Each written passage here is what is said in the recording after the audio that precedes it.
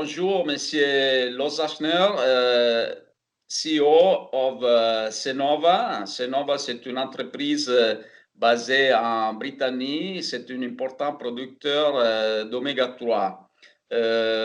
Monsieur Lozachner, pouvez-vous nous en dire plus sur votre entreprise, s'il vous plaît? Oui, merci. Donc, Cenova est une jeune entreprise de recherche et de développement et de commercialisation de compléments alimentaires pour l'homme et pour les animaux. Qu'est-ce que signifie pour vous, pour Cenova, la durabilité? Qu'est-ce que signifie aussi dans votre industrie?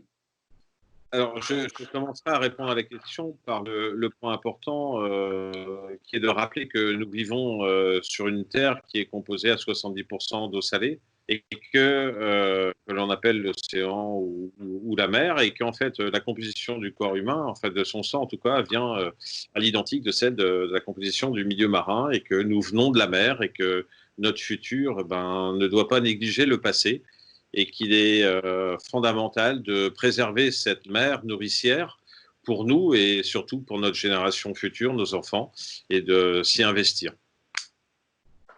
Merci.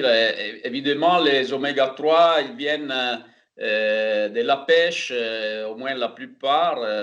C'est important que l'origine soit d'une pêche responsable, durable, bien gérée. Et quelles sont les actions de votre entreprise par rapport à la réduction de l'impact ambiental et pour le respect des droits des travailleurs? Est-ce que vous sélectionnez les fournisseurs, par exemple, basés sur des certifications? Vous pouvez me dire quelque chose en plus sur ça? Alors, je passerai rapidement sur évidemment ce que toutes les industries aujourd'hui un peu responsables essayent de minimiser, notamment sur l'impact de la gestion des énergies, de la gestion des consommables dans l'industrie et dans la présentation. C'est quelque chose d'évident qui n'apporte pas de valeur ajoutée sur notre échange, puisque c'est une évidence. Quand on parle de les ressources marines, et notamment pour notre part en tout cas des oméga 3 issus de la mer et en particulier des poissons, nous avons une collaboration qui a maintenant 20 ans avec une société norvégienne qui s'appelle EPAX, et il est bien évident que, de par ma formation en océanographie, je suis très attaché, et j'en fais même une foi personnelle, de développer des relations qui ont non seulement un sens positif en termes d'impact, mais je souhaiterais davantage qu'on comprenne que la pêche aujourd'hui, si elle est bien gérée, si elle est bien contrôlée, aura un impact positif par rapport à une prédation non contrôlée et non gérée. Il vaut mieux gérer une ressource que la piller.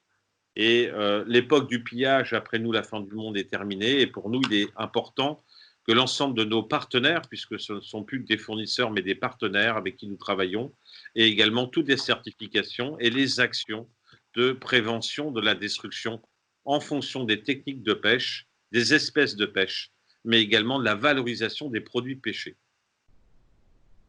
Merci. Pourquoi la certification Friend of the Sea? Vous, comme Cenova, vous avez des produits certifiés durables par Friend of the Sea. Pourquoi est-il important pour vous? Est-ce que vous avez des demandes aussi de votre client à être certifié? Alors, la question est très simple, elle est oui.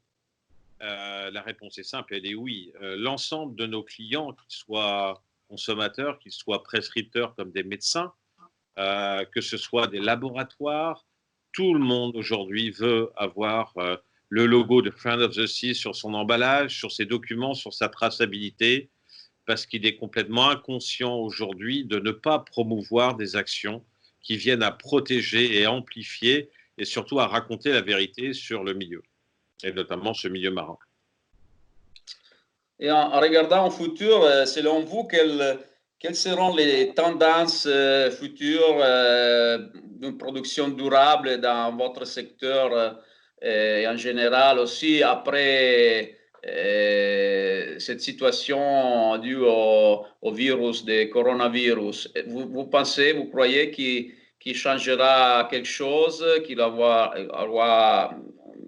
on allait voir une sensibilisation encore plus forte des côtés des consommateurs? Alors, il est vrai que la crise du coronavirus aura forcément un impact sur la traçabilité, en tout cas, et sur la demande de compréhension de notre système de pêche, entre autres. Hein, mais on vit malgré tout dans un monde et que le poisson ne connaît pas les frontières et que le poisson vit dans un environnement qui lui est favorable pour sa reproduction, mais aussi pour sa croissance. Et donc, en fonction des espèces pêchées, la traçabilité sera importante et le côté territoire devrait être mis en avant. Ce n'est pas parce qu'on pêche au Chili qu'on n'est pas responsable. On peut très bien avoir une pêche parfaitement responsable sur des anchois et avoir une pêche responsable sur la sardine ou avoir une pêche responsable sur la langoustine en Bretagne. L'un n'empêche pas l'autre, mais il faut bien comprendre qu'on ne pourra pas pêcher des anchois en Bretagne comme on pêche au Chili, parce que la ressource n'est pas la même, parce que le contexte environnemental est déterminant pour la gestion. Mais ça n'empêche à rien une gestion de qualité, même si on va chercher à tracer le plus possible une production de proximité par rapport à sa consommation. Il est clair que ça fera du bien pour cette chose-là. Merci beaucoup, Monsieur Lozachner, pour vos opinions qui sont très intéressantes, très importantes pour nous. Merci aussi à Senova pour le travail sur la durabilité. J'espère de vous avoir encore avec nous à commentaire des autres questions en relation à l'environnement et à la durabilité. Merci beaucoup. Merci beaucoup, Alexandre, aussi. Et puis, j'espère qu'on aura aussi des propositions à vous faire qui pourront contribuer à l'amélioration. Merci en tout cas. Merci. Merci.